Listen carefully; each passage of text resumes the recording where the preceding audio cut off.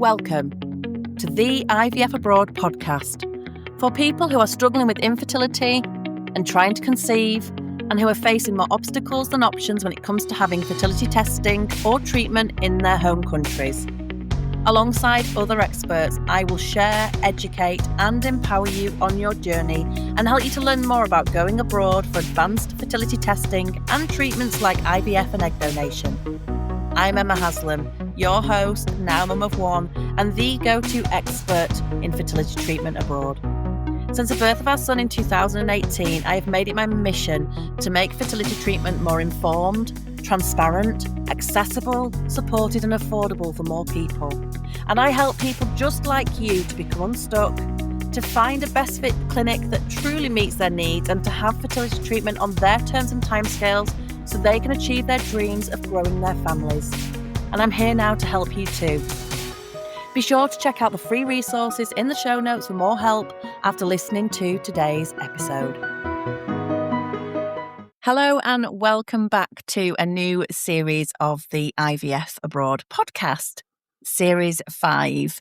I can't believe that I'm still here chatting in your ears 5 series later. And today I have a very special guest with me and I'm really excited. In fact, we've just been chatting for nearly an hour before pressing record. I'm here with Ciaran Hannington, who some of you may know from the Male Fertility Hub and the Male Fertility Hub podcast. Have I got that right? Yeah. Male Fertility Podcast. The Male Fertility Podcast, yeah. There we go. So welcome, Ciaran. Thank you so much for joining me. Oh, it's an absolute pleasure. Thanks for having me on this very warm day. On this very warm day. And Ciaran's in a real professional setup of a studio. And I am sat on my sofa by my back door trying to breathe in this heat, which will be over soon anyway. So we're not going to moan about that. No, don't moan. Because before we know it, it's gone. And it'll be gone. We're all complaining it's cold again. Yeah. It's how it goes, but it's the extreme temperatures, isn't it? We can't just get any middle ground. It's extreme humidity, extreme heat, extremely hot in my house and other people's houses. My husband was like Googling air conditioning units the other night. I was like, listen, by the time we've got this air conditioning unit, it's going to be raining again and cold. So we're not buying an air conditioning unit. Not yet, anyway. Not yet. We might all need one in about 5 or 10 years, but right now we don't need it. Not yet. We haven't got the room to store it when it needs to go away for the majority of the year. But anyway, so I wanted you to come on because I really wanted to talk more about male infertility. Now, I have had Sean, your business partner from Knackered Knackers, which again, some of my audience may know of as well. And he's your partner, isn't he, in the work that you guys do. And he came on and shared his story. But I wanted to hear from the other half of the duo and hear more about you and your story, because I just think it's so important that we share our stories to help people feel less alone. And I also want to talk at the end more about the support that you are now offering people, men, in a very underserved area, because I think that more people need to know about this because it will help so many more people. So can you start by sharing your story of infertility? Yeah, sure. So my story started, thinking about it's 14 years ago now. Every time I tell this, well, not every time, but it gradually gets more and longer that time that it started. And it's incredible to still be talking about it. But it started 14 years ago. Me and my wife had been trying to conceive. We were getting married, so we were like, well, let's just try. And see what happens. We had a suspicion that my wife had polycystic ovaries, so she didn't have regular cycles. So we kind of anticipated we would need a bit of support to get her ovulating more regularly, but obviously it didn't go the way we thought it would. So what happened was they needed clarification that Jen definitely had polycystic ovaries. So she went through all the tests, and it took about 6 months or so, a bit longer than that. And then just before they gave her Clomid to get her started, they asked to test me. So she'd already been in the system well over 6 months. and I did my semen analysis, which itself was a very strange experience for the first time. But I didn't have any concerns, so I did gave my sample, handed it in, and 2 weeks later we were called back the consultation room, and the consultant still as clear as day to me, turned to Jen and said, "Look, we can get you ovulating." And they turned to me and said, "But there's not much we can do for you, Ciaran. We're going to have to go straight to ICSI." And my response, the way I reacted, obviously made it clear that I had no understanding or knowledge that there was an issue. And yeah, that was how I found out. Pretty brutal, really. And it kind of sent me down a very deep personal journey. I mean, there's the physical side of things of actually going through the cycles, which was in itself very difficult. But I found it hit me deeply as a man, as my identity as a man, and that was my biggest trouble at that point. Like, I got this diagnosis, I went straight into kind of denial. I thought they got it wrong, but over time, and we did another analysis, and it came back, and that was worse than the first one. So we can't get two things wrong. And we started on our IVF journey, or our ICSI journey, I should say. We ended up having 3 fresh cycles and 2 frozen cycles, with little success initially. We had 2 miscarriages in that, which itself I found difficult because I was blaming myself. We're going through this because of me. And that whole time, I had no one to talk to. And I found it really, really hard, to the point that after about 18 months or 24 months into the journey, I hate the word journey, but it's the only way to describe it. Me too, and I can't think of another better word. About two years into it all, I just had enough, and I truly believe the world would be a better place without me, because I couldn't give my wife the one thing that she wanted, and that was children. So I was suicidal, and it hit me, and it wasn't necessarily the physical side of stuff. I could deal with giving the semen analysis and stuff like that. It was all about my position in the world and how I thought it had changed. And then obviously with failed cycles and miscarriages and seeing Jen going through it was a horrendous amount of guilt. And it challenged me more than I ever thought anything ever would. And one of the main things is that I just felt incredibly alone, because men weren't talking about it. Men still find it difficult to talk about. So when we got to the point that I was at my lowest, we decided to step off that. I call it the IVF train, or the IVF roller coaster, whatever you want to call it. And we focused on ourselves. And I used my knowledge in like sports science, and my PT background to put together like a lifestyle package for me. And I took control of what I thought I could take control of. And we just implemented that for about 18 months, looked after ourselves. And I sorted myself out with my mental health, got the help that I needed, and also addressed the physical needs that I needed to as well. Because that's one of the big things. You're told, you go into these consultations with clinics and they tell you you've got to do this, this, and this, and this.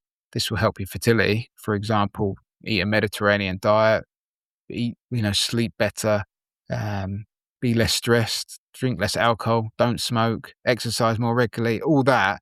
But there wasn't any guidance. And that was one of the things I found really overwhelming. I just didn't know what to do. So once I took that control and, started to feel better in myself, we got back on that IVF or ICSI train, if you want to call it. And we went for our last roll of the dice. We'd made the decision that was going to be the last try. And we were fortunate enough to, my son came from that that round. Initially, when we went for that round, we were successful and had twins on board. But sadly, we lost Sebastian's twin around about week 12, 13. Another hit to the gut, shall we say, another hit on everything, and it affected me deeply. But I held on to the fact that we still had one, and he was born in March 2016, and it was generally like one of the happiest days of my life. Like all the struggle we've been through, it didn't disappear because I still had to process a lot in relation to my identity as an infertile man. But all that pain that I went through related to not being able to have children, like lifted. He was there. It was amazing. So yeah, that was the first little cycle of things we went through. And then after about 3 years, we decided we'd like to try again. We felt like maybe, if I'm really honest about it, like I kept having these reoccurring dreams that I was walking down the beach and I was holding the hand of a little girl. And I had this feeling that it was Seb's twin, like something was missing. So we decided to go again. And this time we had one fresh, which took, but then we had another miscarriage. And then we had a frozen where my daughter Enya came from. So it was a lot quicker. But I think I'd learnt a lot from the first round of cycles, and I kind of just implemented everything I'd done before. Look after myself and prioritise my health really well, and it had a positive impact. So we've got Sebastian and Enya now. But it was a long time. There's 10 years between starting that and Enya being born. So it was a lot of heartache, a lot of struggle, a lot of self-identity. And that's the biggest thing. It was the fact that I just felt alone. I could deal with the physical side of stuff. I could deal with going through it in terms of having to give in the samples and support Jen where I needed to. But incredibly lonely at points for me as a man. Yeah, definitely. Well, thank you for sharing all of that. And we sort of reel it off, don't we now? But actually, when you think about all of that you guys went through in 10 years of your life, which is a long time, isn't it? Yeah. That is a lot. And while, of course, lucky to have your 2 children, to get there, it should not be that difficult, should it? No. The fact as well that this journey made you feel suicidal, that's shows, doesn't it, the toll that it can take on people, and how not many people have a smooth journey when struggling to conceive, even when moving to assisted conception like IVF. I think for me, I thought, oh, we'll just have IVF then. Not really understanding what IVF even was, and certainly not understanding that it's not as simple as that. And certainly, you've got the physical side of it, you've got the mental side of it, and the fact that it costs a lot of money, and the fact that it might not work as well. And it puts a lot of pressure on you as a couple if you're in a couple as well. And I think, I resonated a lot with what you were saying about feelings of guilt, like this is somehow your fault or my fault. We had male and female factor infertility factors, and actually we were like, oh, that's made us feel actually better in some way, weirdly, even though that didn't help us. But the fact that both of us were like, oh, right, okay, well, it's no one's fault, even though neither of us were looking at the other one thinking it was the other person's fault. But there's that self-blame, that self-shame. And I think for my husband, I'm going to bring him on my podcast actually, because I think it's good for people to hear from him. But like he said, he was so relieved when it wasn't his issue, because he just felt so guilty about it. And he said he really struggled to share. I don't know if you felt like this, but we're very close, but he didn't want to almost burden me with how he felt. That's what he worried about. If he voiced how he was feeling, it would make me feel worse in some way. So we kind of just kept in our little silos, not really talking about it, either of us. I talked to my girlfriends, but he didn't really talk to anybody. And I think we can't generalize, but as you touched on, I think this is a struggle for a lot of men, more so perhaps than women in general. And they feel perhaps more isolated with this. And again, for him as well, he said about his identity, and again, maybe this is more strongly rooted in men, but he felt like he was like, well, I'm a man, I should be able to. And, I can't give you what one of the one things that you want or that we wanted, but, he found that very, very hard in terms of his identity as well. Do you Yeah. hear that a lot from other men? Do you think that's common? Yes. Yeah, it is common, especially holding that burden. Like you hold it. There's a narrative in society that men are strong. Men carry everything. And when you're talking about something as delicate as their own infertility, it's hard. You can carry it for a short period of time, but if you carry it for too long, it really does affect you. Me and Jen, I distinctly remember thinking, I've got to talk to Jen about this, about how I'm feeling. And we'd been, we'd probably been married nearly 3 years by then. We've been together like 8 years. And I felt like I was scared about how she was going to react, because I was about to tell her. I really remember it like it was. I remember she was coming home. And I was like, I'm going to talk to her tonight. And I sat her down, and my heart was racing. I was like, how's this going to go? Like, is she going to reject me? And the complete opposite happened in reality.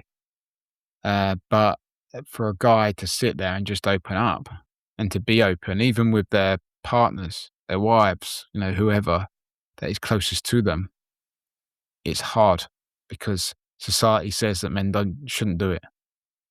In one hand, it says that you should, like in terms of your mental health and that, but how many people actually, when you start talking, they don't want that conversation still because it's awkward. People don't know what to say. And in that conversation where me and Jen sat down and had this real open conversation, like I said to her, you can go, like you want children, it looks like I can't give you that. And she was like, well, if I can't have children, I don't want them with anyone else. Like, she's like, I didn't marry you. Like, you're not my husband just because I want your children. It was an important part of what she wanted as a woman. Like, she wanted to have children, but she loved me, and I needed to hear that. And it was one of probably the most important conversation that we ever had. But it was really hard, like, to prepare myself for it. It felt like I'd never met her and I was going to be telling her something that was deeply personal. Like, it had that kind of, that feeling about it, But loads of guys report that. So many guys that we talk to, like, reflect the same feelings. They worry about being open and honest, even to their partners, not because they're truly worried about how their partners are going to respond. We're just taught not to do it. So it's hard to go against the grain because you just don't know how the world's going to react. And in terms of, you said, like, you spoke to your girlfriend, so did Jen. Jen had support around her. Like, men aren't as open. And when we do try to be open with each other, like, it's made into a laddish joke because guys don't know how to do it. Like, they really don't. And it's part of society, part of the stigma that we've got to break down. I always say that we're helping my generation, like our generation, we're helping them through it. The next generation should just know that they can talk about it or know where to go. Yeah. But it's incredibly hard. It is incredibly hard. And my thought process was, well, I know I'm deemed an infertile man. If she rejects me, what have I got? I've got nothing. And it was, like I said, it was one of the most important but difficult conversations I've ever had in my life. But I instantly felt better. Like, it was like a weight lifted off my shoulder, semi-weight, because I still had the whole burden of it. But suddenly I realised that I had someone to talk to. But it wasn't long before I wanted someone else to talk to, like a bloke to talk to about it. But they just didn't exist back then. And also, did you feel a bit like Jen didn't need your stuff as well as her stuff? Like, I felt a bit like, yes, I know I can talk to my husband, but actually he doesn't need my emotional load when he's going through this as well. So we were both having our own kind of personal struggles, really. And it's only since we've talked afterwards that we've sort of reflected on maybe how we both cope with things differently, and how how he didn't really say anything at all, and why that was. But he'd say to me, well, I just thought it was my fault and I felt guilty and I didn't want to tell you I was struggling because you were the one that was physically having to go through this as well as mentally go through this. And I just thought, well, I've got to do the easy part. And I was like, no, but you didn't have to there's no easy part of any of No. it. But like, do you think that some of holding back of speaking to Jen was also because you didn't want to kind of land her with your feelings as well as the stuff that she was going through? Yeah, 100%. It was that thing of, well, we're doing this because we've got to go through this because of me. I almost felt like I didn't have a right to kind of need to get the support because we're doing it because of me. So this is my fault. Right. What I know now is that it wasn't my fault. Like No, it's no one's fault ever. yeah, exactly. I've had every test under the sun, and they still don't know why. I'm deemed infertile. Why my semen analysis is so poor. I've had genetic testing, every testing you could possibly have. They just like, it's just the way you are. And that was hard. That's hard in itself. Like that's like an open-ended book. Yeah. But I now know it's not my fault. And I also know that I was always the same Ciaran. Like I've just got a bit more information. I've learned something about myself. And that's something I say to guys all the time. It's like, you're still the same guy. You've just learned something about yourself that you didn't know. And that takes time to process. Yeah. But with the right support around you, and support from your partner and externally now, like you'll be fine. You'll be all right. This is okay. You just got to process that. But it was incredibly, incredibly hard. And most of it was due to that guilt.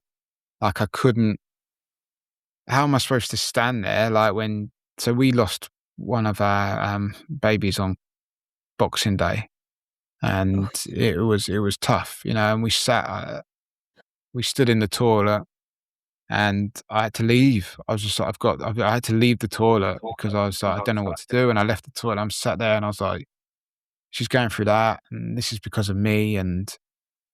But then I had to pull myself together and go in. It was almost like, she can't see me like this. I just made an excuse. Like, I'll get you a drink. Well, she didn't want a bloody drink at that point. Do you know what I mean? But I didn't know what else to do.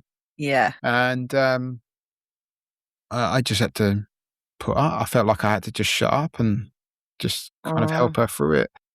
And I think in hindsight, I think that my immediate reaction probably wasn't the worst one. Like she was going through it there and then. I do believe that sometimes men play a particular role, and you have to act in that role sometimes. And in that moment, I had to act in that role. But what I should have done afterwards, when all the dust has settled, is said to her, look, I'm feeling like this.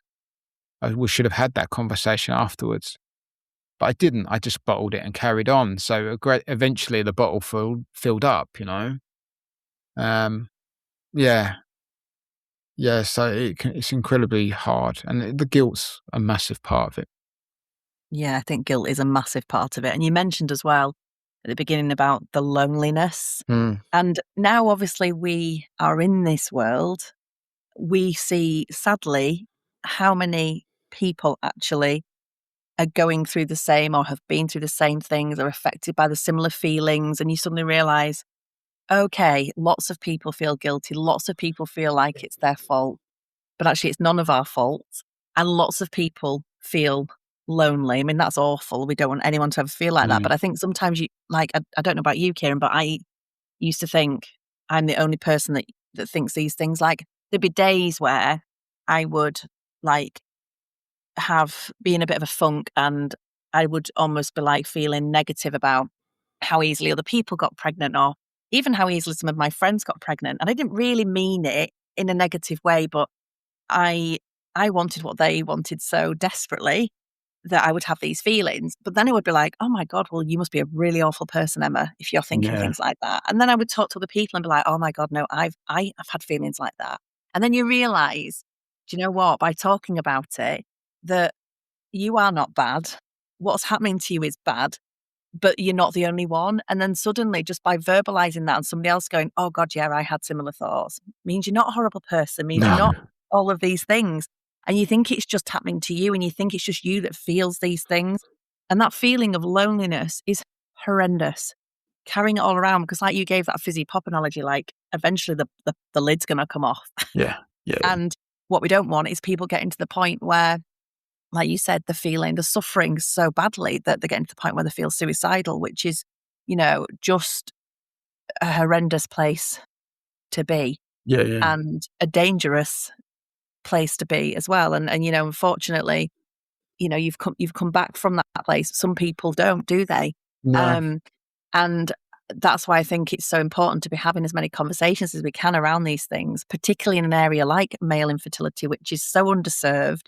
And, there's a lot of work to be done in this space, which you guys are doing so much of, and we'll come on to talk about that in a second. But, I really feel that when we open up about these things and we're honest and have these conversations, it just makes other people feel so much better and more educated around stuff as well, because that's the other side of things, that people get to learn something perhaps they didn't realize, or it might encourage them to be brave and speak to their partners, because actually, if you're in a loving relationship, you are probably going to get a positive response back. And it just shows, doesn't it, how hard it is to talk about these things if we even find it hard to talk about with our partners. And actually, sometimes we need that external support as well, Yeah. because sometimes it is easier to talk to a stranger who is going through similar or has been through similar, but is not directly in your nuclear family suffering with you at the same time. Yeah. Yeah. I ended up having counselling.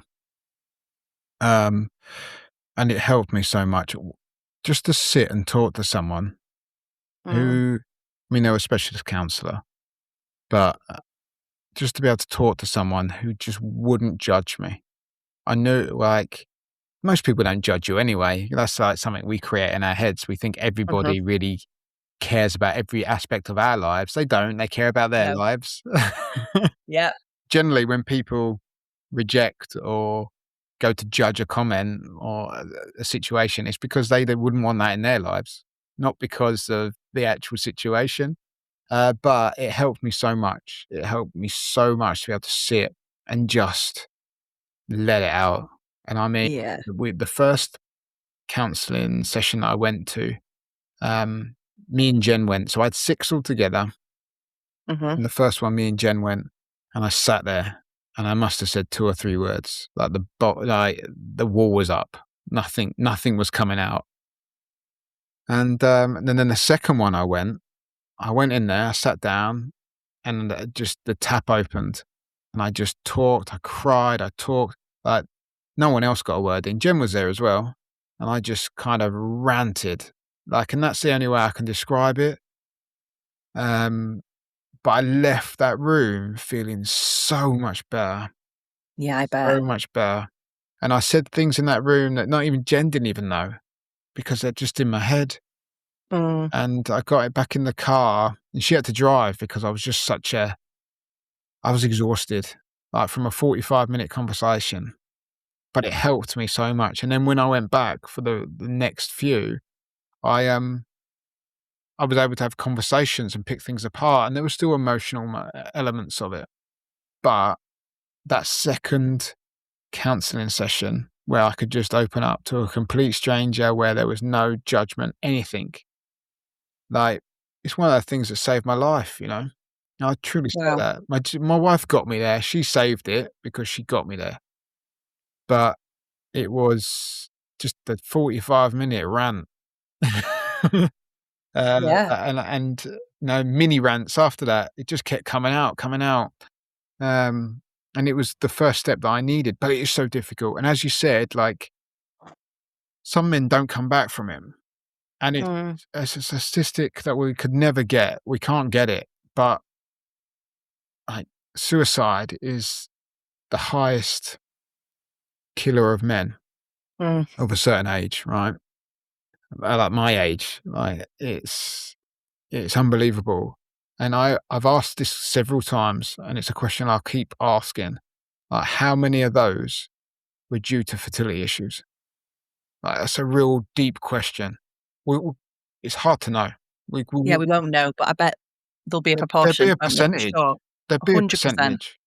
Yeah. And that's something that no one's talking about. And it's something that I want to talk about because I was nearly a statistic and I didn't, luckily I wasn't, but men don't have to be. And it's, the main thing is that they're not talking about it, or they weren't talking about it, we should say. But it's a question that's got to be asked, and I expect at some point I'm going to ask it quite forcefully. You.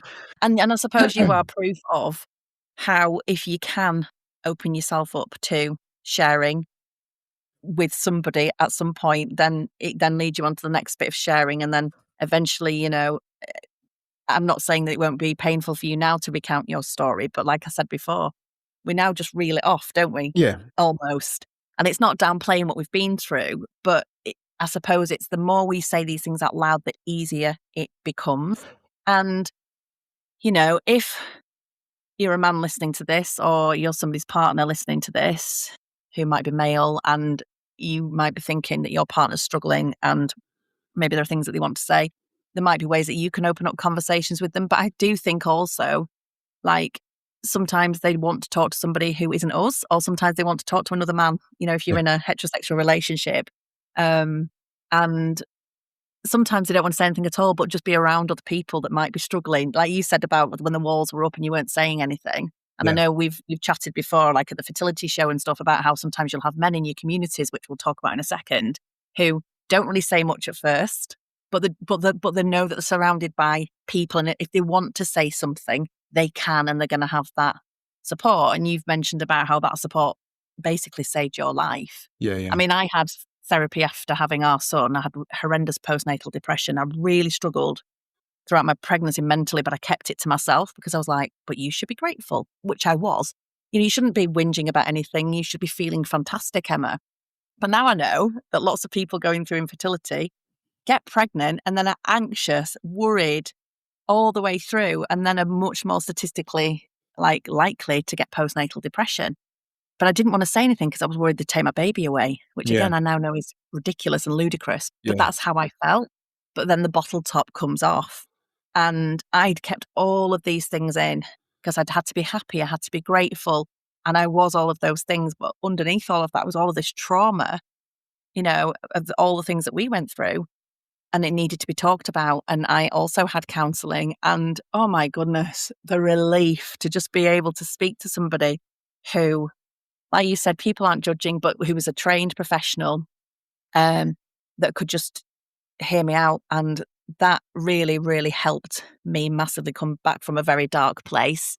But it can feel so hard to just get the words out, unbelievably difficult. And sometimes some of those most difficult conversations are with the ones that you love, but actually we build them up to be these things, and generally they don't go the way we think, and people are generally just lovely and supportive because they love us.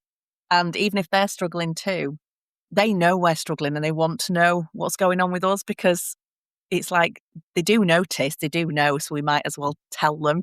And I think we sometimes think we're protecting the other person by not saying anything, don't we? Yeah. When actually we're not really, because they're just wondering what the feelings are going on in your head. Yeah. And they want to know because they want to support you too. Yeah, 100%.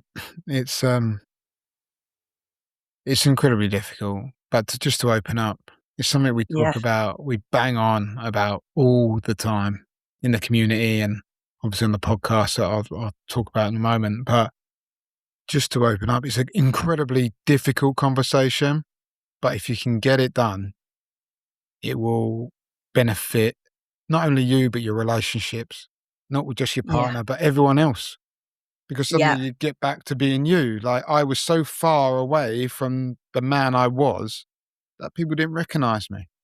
Like Yeah. physically they did. Sorry. Physically they did. But in terms of how I interacted, my humor had gone. Like I'm always messing about. It winds my wife up, all the time. I'm a joker. I enjoy it. Like it's part of an important part of life for me. But it went, and she knew Mm. something was wrong. But once I had those conversations, I started to get my character back, and I started to rebuild myself. But it took that brave first step, and it is a brave first step. Oh, yeah, But very much so. And I found it difficult as a woman, but I do recognise that I think if we're generalising, it's generally more difficult for men yeah, because of the way society tells men that they should be, and how they should act and what a real man is, in inverted commas, and all of that mm, BS, basically. But I think it does make things more difficult. And I also hear a lot from men where they say because they were physically less part of the process of things like IVF, they didn't feel like they had a right then to say anything about what was going on mental yeah. health wise because their female partner was going through more the physical side of it. But that is, it's the mental stuff that's the hardest bit of it for both parties anyway. So let's talk about your podcast and community, Ciaran. So you and Sean have been doing some great work in this space. Yeah. And, obviously off the back of both of your experiences, I've interviewed Sean on this podcast, so you can go back and look up that episode if you want to listen to Sean's story as well. But what was it that made you think, right, we're going to start a podcast and we're going to open up a community because we want to help men to have these conversations and to get the support they need? So what happened was me and Sean had met at the fertility show, and we kind of exchanged. It was a proper manly meet. We were leaving at the same time, and it was just like, "You're right, mate. You're right, mate," because we'd seen each other and we'd followed each other on Instagram, but we hadn't really had a conversation. And we were going down the stairs, just having a chat. And I was like, "Oh yeah, I'll be in touch." So I texted him like literally within a couple of days, or might even in the same day. And we just kind of started building up a relationship, having a chat.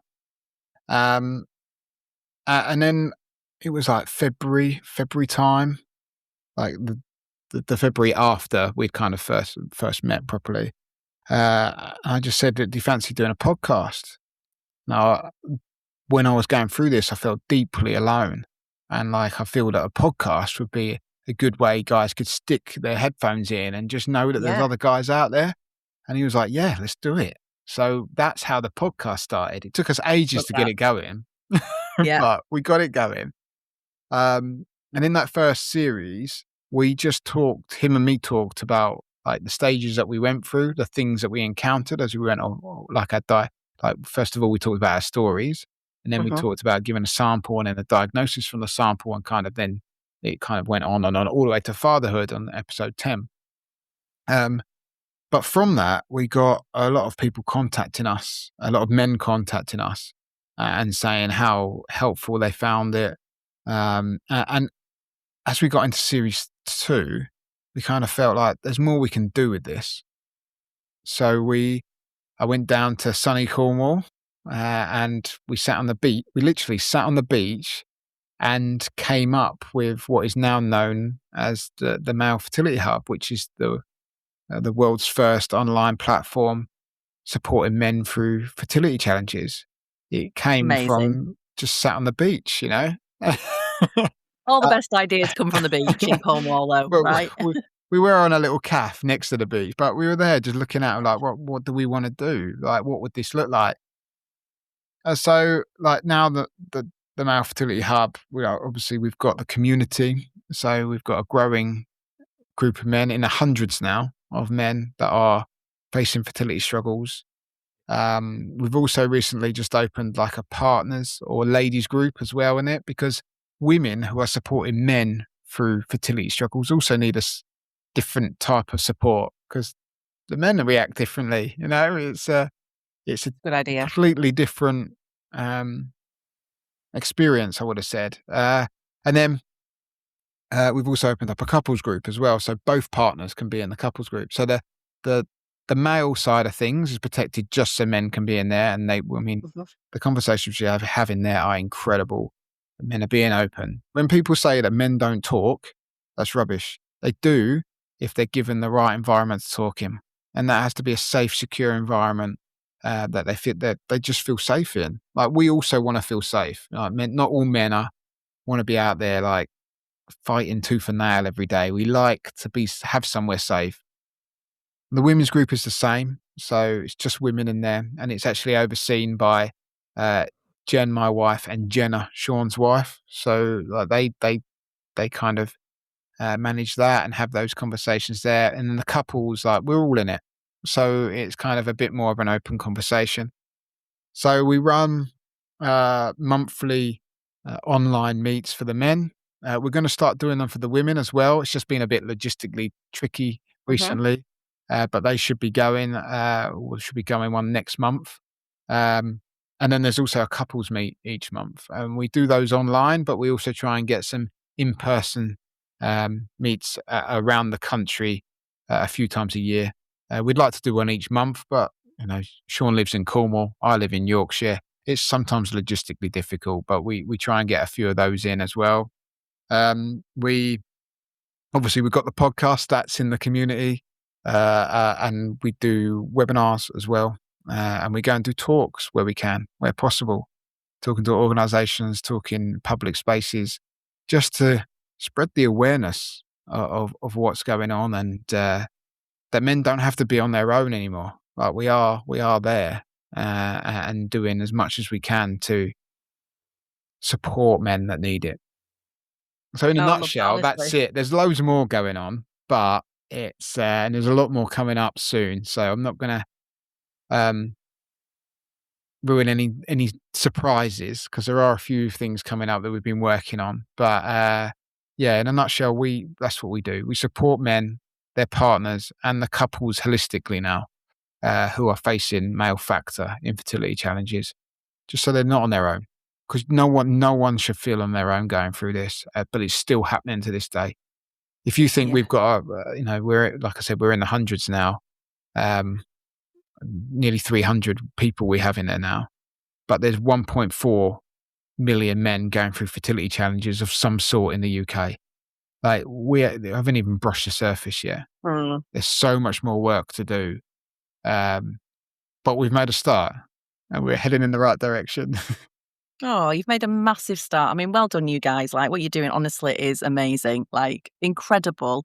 And I think it's a case of like, watch this space with what you guys are doing. And I don't for 1 minute think that you're not going to just continue to grow and grow and grow, because this is so needed. And I know that, the people who are in your spaces absolutely love the support. So, keep doing what you're doing, because it's making a difference. And by having more conversations like this, then, there'll be people hopefully listening to this who are like, I know I didn't know who Ciaran Hannington was, and Sean. And actually, you send me your links. I'll put them in the show notes so people can find your communities. They can find your podcasts. Please do share this episode with people if you're listening and you've got relatives, friends who you think that this might help, your partner maybe. Because like Ciaran said, you can pop the headphones in and just privately be listening to podcasts, and nobody even knows what you're listening to. That is the great thing. And you can do it while you're doing other stuff, can't you? That's the brilliant thing about while you're driving. We've had people send us, like, every now and then we like our humour in the community, and people say they're listening in all kinds of places, but you don't know, and that's why we started it. Because men initially don't want to like dive straight into a community to talk to hundreds of other men. Like, that's not going to happen. But what you can do is listen to a podcast and gain that understanding of what's going on. And we're there at the different stages when men need us. That's it now. We're not going anywhere. Yeah. Well, I love that. Well, thank you so much for coming on. That's all right. And sharing so openly with me and with people listening to this. And I think we'll tie it up there. So please do send me your links. If anyone's listening, shall I just let them know exactly where to find us quick? Yeah, I was going to say, and then I'll let you finish and just tell people how to find you. Absolutely, please. That's right. That's just me jumping the gun. Sorry. No, go for it. No better than me forgetting, though, isn't it? And going, I've got to do that. Go for it, Ciaran. So if people want to reach out to me directly on Instagram, I am the Male Fertility PT. If they want to come and see what's going on in the community, in the Male Fertility Hub community, just search www.themalefertilityhub.com. themalefertilityhub.com, and I'll send you the details, as you said, Emma. So it'll be a link on this link below. And finally, all podcast providers, just put in the Male Fertility Podcast, and we will pop up. Start at episode 1 and listen through. I think there's about 50 or 60 episodes now, so there's plenty to get your teeth into. But guys, you're not on your own. We're here, and we just want to continue supporting as many men as possible. I love that. Thank you so much. And until next week, I will see you all soon. Bye. If you are facing more obstacles than options and want to learn more about how to overcome your fertility testing and treatment challenges in your home country so that you too can fast track to growing your family and on your terms, then check out my free training at yourivfabroad.co.uk/free masterclass. Don't forget to rate and subscribe so you don't miss an episode and so that I can reach and help more people. Thanks for listening.